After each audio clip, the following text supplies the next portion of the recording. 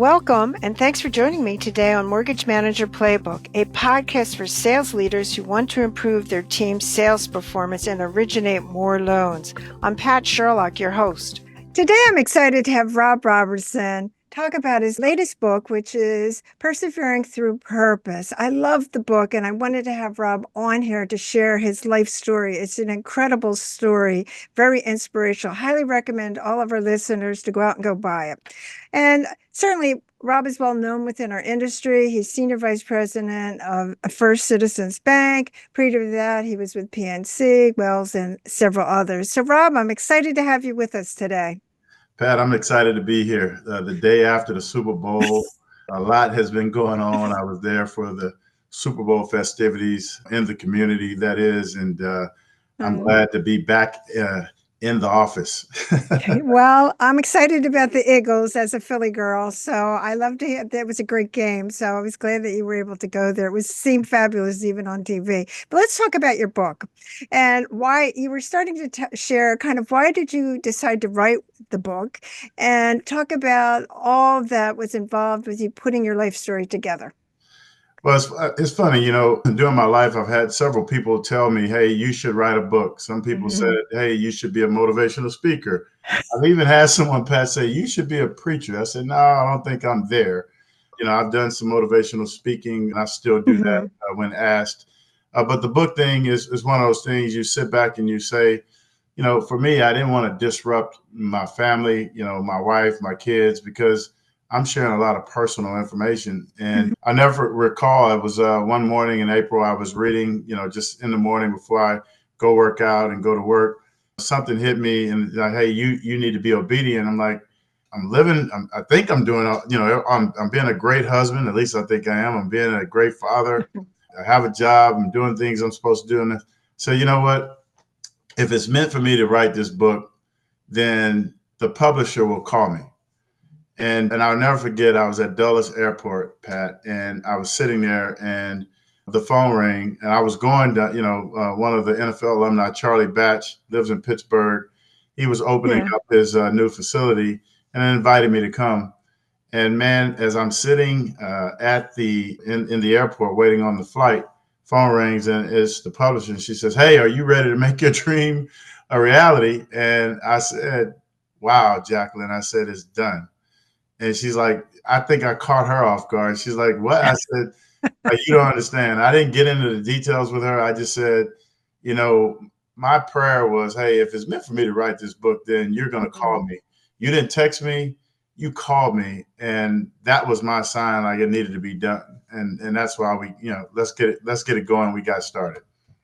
Well, I've known you for a while, and I didn't know all your backstory. So why don't you share with our listeners? You have an incredible story, and certainly your grandmother was a fabulous person, Madeira, and you can talk about her. But talk about your life before our world of obviously the mortgage side and your football career. I want to pause and thank you. I've always said, for me, when someone gives me the opportunity to share, especially and express my appreciation for my grandmother, this is the part of my life that I really appreciate. I wish I could go on Good Morning America. I'm putting it out there. One day I will and share who Madeira is. So for me, listen, I want to say to all the listeners, first and foremost, I'm just a guy who is from Baton Rouge, Louisiana, that happened to put my story on paper. All of us have stories, right? I mean, life can throw us some curveballs. And I'll just say this, at an early age, I thought my life was really pretty cool. Living in Houston, Texas at the time with my mother, and my mother had gotten remarried with my stepfather. And I was in the car with my grandmother and my mom, and they were talking in the front seat. And they said, I heard my mom tell my grandmother, hey, if something happens to me, are you going to take care of my big head son? And my grandmother looked at her and laughed. And she said, hey, you're going to outlive me. You're going to be able to take care of your own big head son, right? And as they were talking, I said, hey, why are you guys talking about death? I said, like, can you change the subject? I was 10 years old. And they looked at me and my mom laughed and says, hey, boy, be quiet.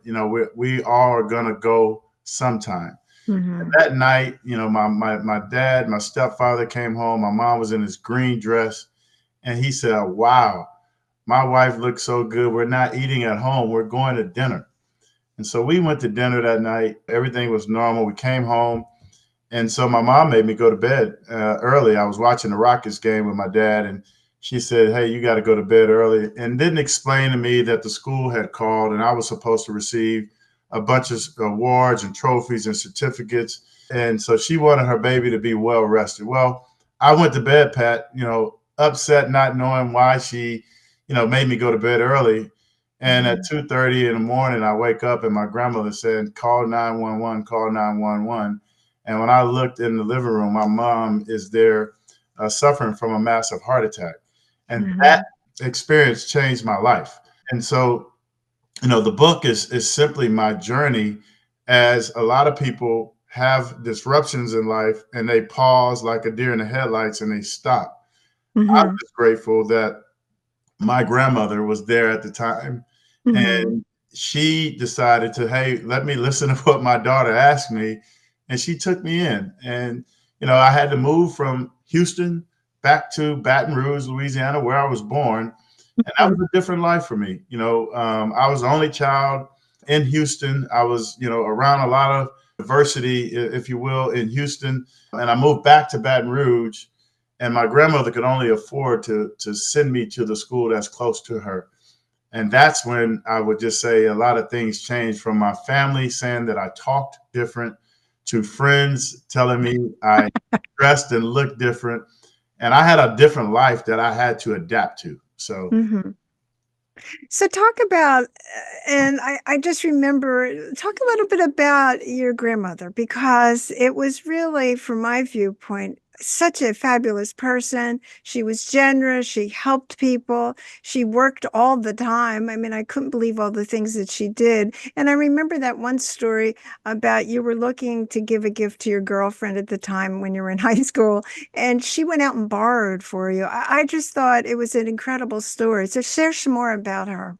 yeah, I mean, during that time, I first start off by saying she had a home where, again, it wasn't an expectation for me to move in with her. So, in order for her to bring me in, she had to add a room onto her house. And I'm always grateful for that, Pat, because her adding that room onto her house took sacrifice. It wasn't built properly. I just tell you, it was built with a flat roof. Whoever Yeah. did it just, I guess, did their best. I remember when she built that room, it was like she took a window off of her room. That was the way I entered into my room.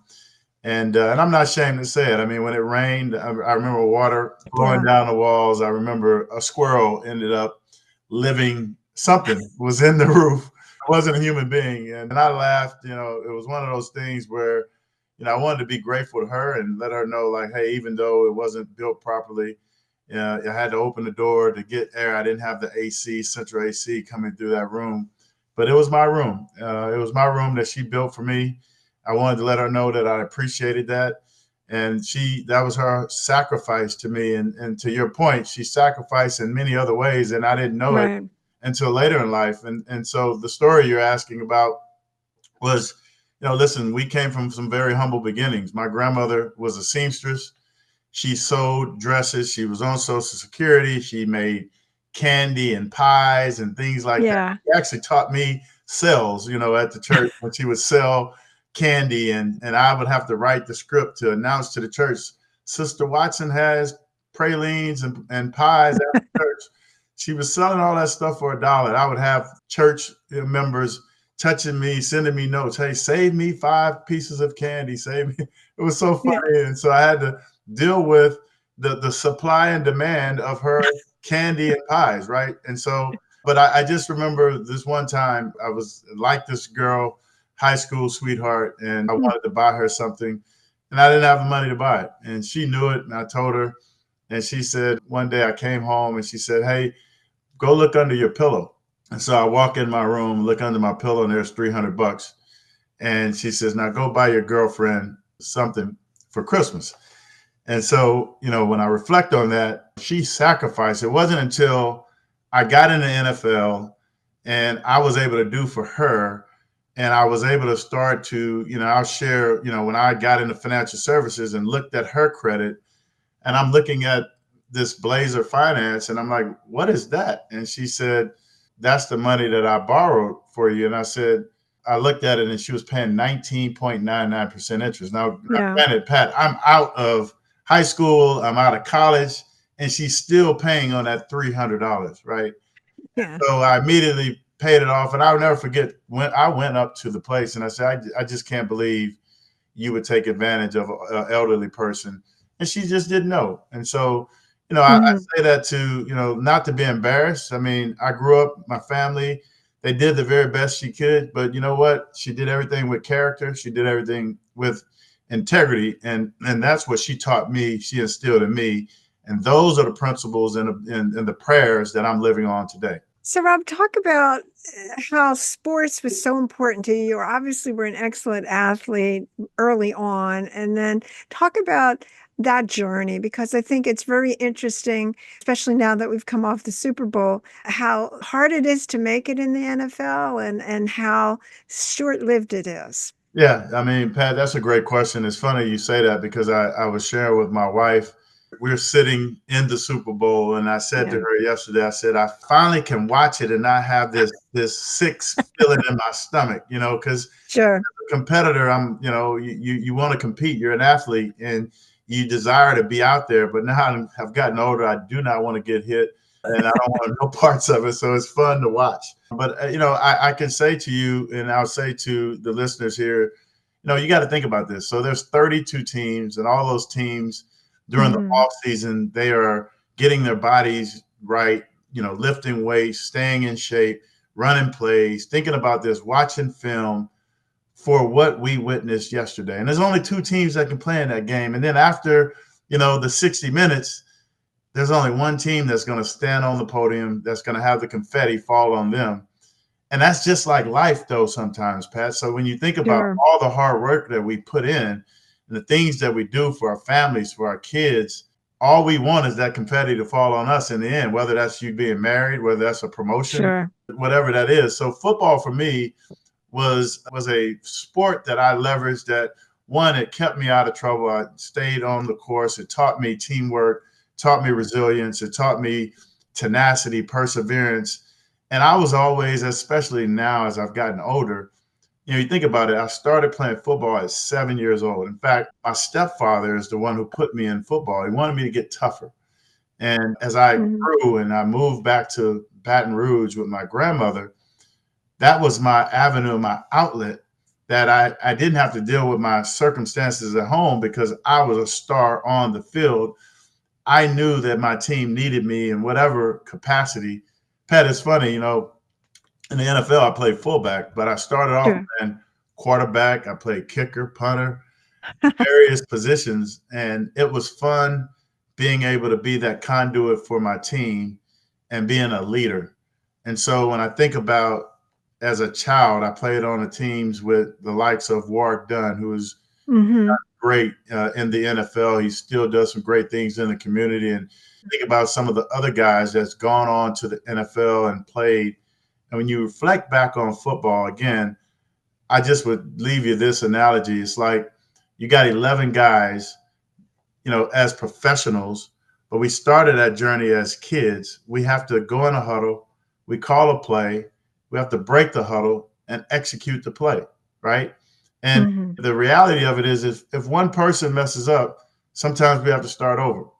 But the Hmm. goal is we just want to get first downs to Hmm. ultimately get a touchdown.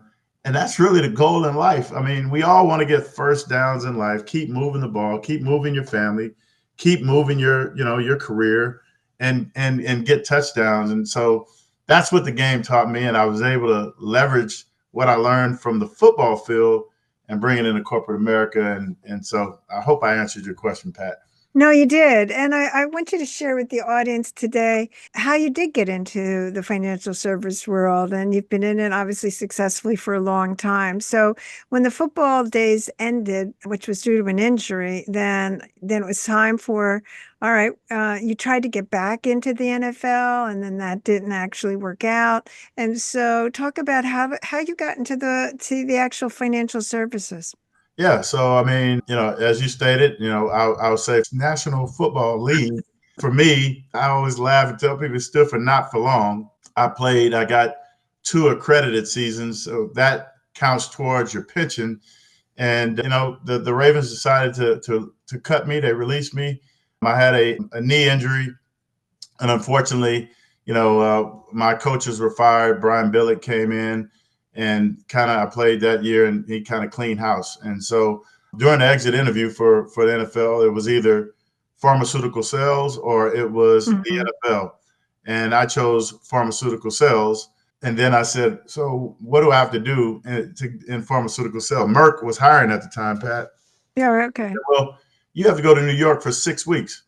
And I said, well, no, I don't know if I want to do that. So the other avenue was, hey, you can do financial services, which was, hey, pick up the phone, call customers. Let's see if you can sell a mortgage. I said, well, do you have to go away for 6 weeks? No. I said, well, I want to do that because, Pat, mind you, I thought that I was going to play football again. My coaches were fired. They went Sure. to Kansas City. My running backs coach, Al Levan, was like, hey, Rob, as soon as you're healed, let me know. We're going to bring you into Kansas City.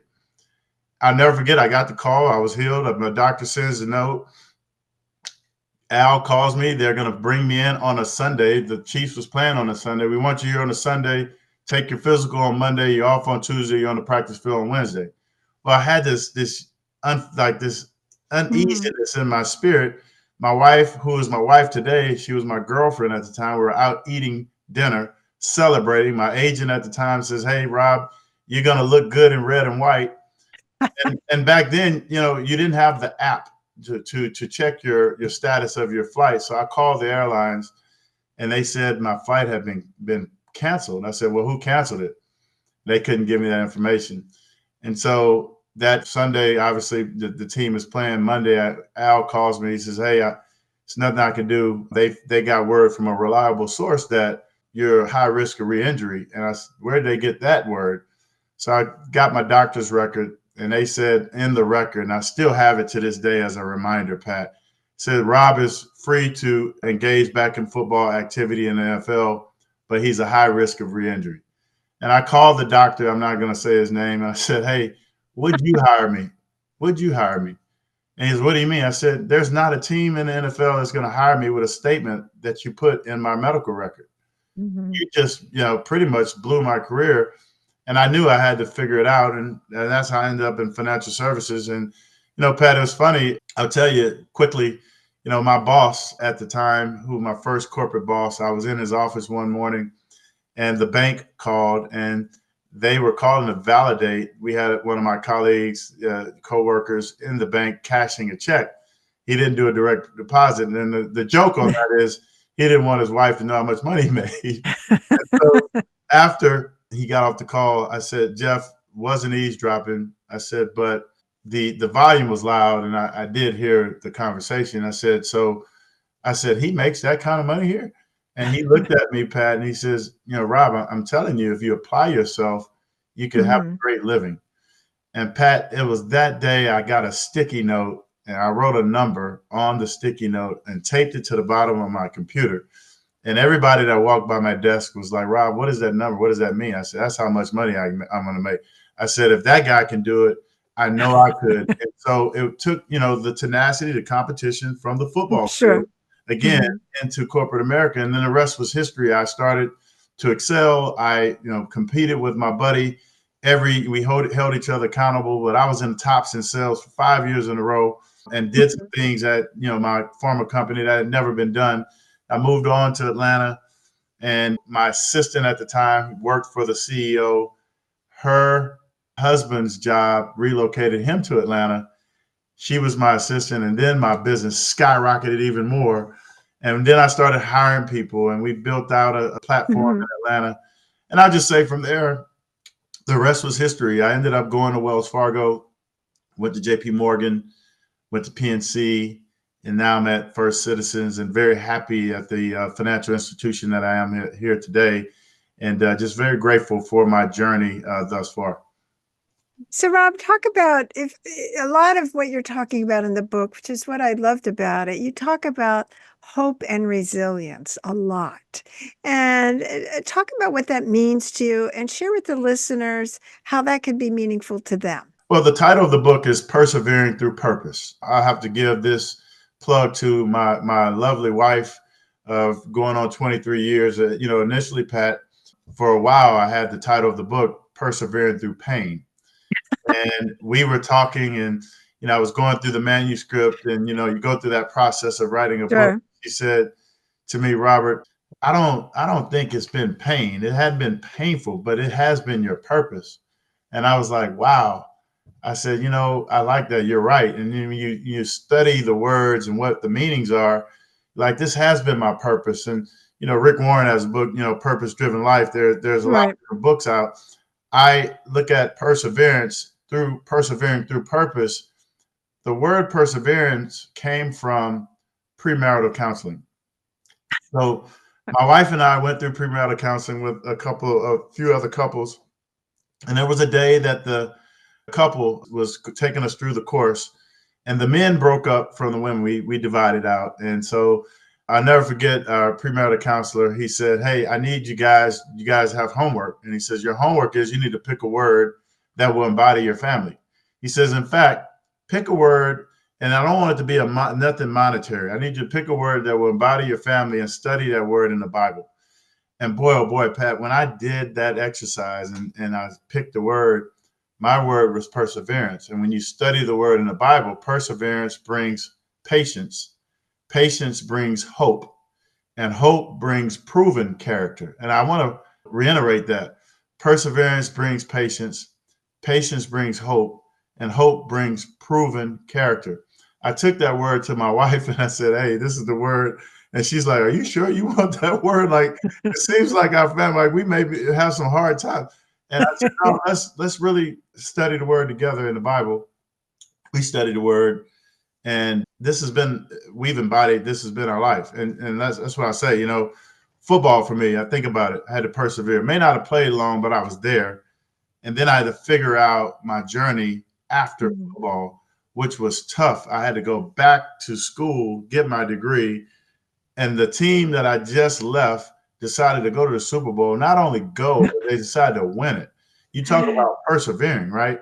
Then you think about, some of the persevering that I've had to go through in corporate America. I tell people, like, it hadn't been an easy road. Like, people might say, "Oh, this guy, this, that, and other." Like I said earlier, all of us have stories, and trust and know I have a story just like you have a story. But I've decided to persevere through my purpose. And my purpose has been leaving people better than I find them, Pat. It's been to stand on the shoulders of those who've gone before me. And there's people counting on me now to really hold them accountable and push forward during this journey called life, because we're all throwing curveballs here and there. And I always say you got to take the crooked balls with the straight balls, right? Everything won't be easy. And so that's persevering through purpose. So, talk about for our listeners as we're really coming to the end, talking about what would be, and you really are talking about it now, what would be some of the advice that you would give to people? I tell people like a couple of things. One, like, it was amazing. I remember going through a transition in life, and I was reading a book, and the book wasn't reading the way I wanted it to read. It started off one way, and then I'm like, I don't want to read this, right? And the reason why I didn't want to read it, because it was really pointing toward my life, and it was Mm. putting a magnifying glass on things that I really needed to read, but I was like, I didn't want to read it at the time. Then I went and picked the book back up again, and I finished it. And the end of the book was what I really needed to hear, versus when I was in that moment that I was like, the magnifying glass was on me. I'm like, I don't want to hear that right now. And I Yeah. would tell people my biggest number one piece of advice would be keep reading the book. And whatever that book is, that means keep sharing your story, stay on your journey, because where you are today gets you so much closer to where you want to be tomorrow. And sometimes in life, when we get those curveballs, when we get those hits, when we get those Hmm. disruptions, people want to just pack it in and just stop, or they just want to freeze like a deer in the headlights. And when they freeze, we all know what happens to deer when they freeze in the middle of the road. They take those hits, and those hits in life come. And sometimes people do not put on their caution lights. And what do I mean by that?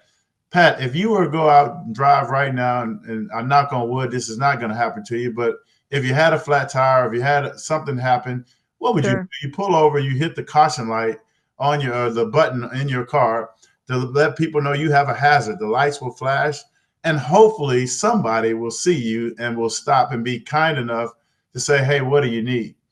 I've seen that in life where sometimes a battery may be low on a car, especially when it's cold. And it's amazing to me, Pat, the phenomenon when you get booster cables and you plug into a battery that has power, the car starts right up, right? Right. Same thing in life. A lot of times we have people who are suffering in silence. They're afraid to raise their hand. They're afraid to keep reading the story. They are afraid to keep reading the book. They're afraid to hit the caution button or the hazard lights in their inner self to say, hey, guess what, Pat? I need some help. Or Pat, I need to talk. Or Pat, can I Mm-hmm. plug into your power source? Because guess what? You have all this energy. And right now, my light is Mm-hmm. lit, but it's dim, right? And sometimes that's what we need. Pour out into others, and sometimes we need to be poured back into. And that's what I'm, trying to convey in the book is that, hey, it's inevitable. We are going to go through some stuff in life. It's called life. And, there's always going to be, I always say, cultivation time. There's going to be seed time and there's going to be Right. harvest time. And that happens in our lives. And when people understand that and not be okay or not be afraid of saying, hey, Pat, I'm hitting my button. I need to plug in. You know, Mm-hmm. I'll say this last thing, Pat, is that one of the interesting phenomenons happened during my pro day in college going to the NFL. A guy by the name of John Wooden, who played for, or who actually managed for your Philadelphia Eagles at the time, Sure. Yeah. was a player personnel. He came into my college, and I had all of these, like the brass of the NFL in my Mm-hmm. running backs room. And I put the highlight tape VHS in the VCR at the time. And I'll never forget, James hit eject and threw the tape back to me. He said, Rob, we're not here because we want to see your highlights. We know you can play. That's why we are here. Pat, he said, we want to know, what are your lowlights? What are the things that you don't do so well? And so I've never forgotten that. And I'll say, it's in those low light moments that build a highlight reel. A lot of times we have people that look at these phones and all they want to do is look at me, look at me. But it's in those low light reels that Sure. build character, that build tenacity, that build resilience, that build hope. So, Rob, I loved your book. Why don't you share with everyone are listening today how they can purchase the book? Absolutely. If you want to purchase a copy of the book, you can get it in paperback, hardcover, or you can get it in electronic format on Amazon. You can just go to www.amazon.com, search Persevering Through Purpose, Rob Robertson, and it should be there. And I have to give myself this shameless plug, Pat. The great Dickie V, Dick Vitale, Yeah. posted my book on his Twitter or X account with his million followers, and it has just been amazing to see just the feedback and the commentary. And I really, really appreciate you, Pat, and I appreciate the listeners who may go purchase the book. I believe that feedback is a gift. So if anybody reads the book, please provide me with your feedback. I would love to hear it. Well, as I said, I can only say how great it was. And I thought it was fabulous. And I thought it should be a movie. I might see it as a movie someday. So maybe we'll see. It has all the suspense and all the lessons in life that we need to have. So I want to thank you, Rob, for joining us today. And certainly, if we'd like to talk mortgages with you, so how can they get a contact with you? Absolutely. Well, I'm on LinkedIn. So if anyone Hmm. wants to find me on LinkedIn and would like to talk mortgage and financial services, I'm all Yeah. ears. And please reach out to me and reach out to Pat. Pat knows how to get in contact with me as well. And Pat, you're always so humble. But I want to give you your flowers right now and just say Thank thank you. you. You have a lot of content that a lot of us listen to, a lot of us follow, and you've always been a great corporate citizen just for the work that you do. And I want to thank you.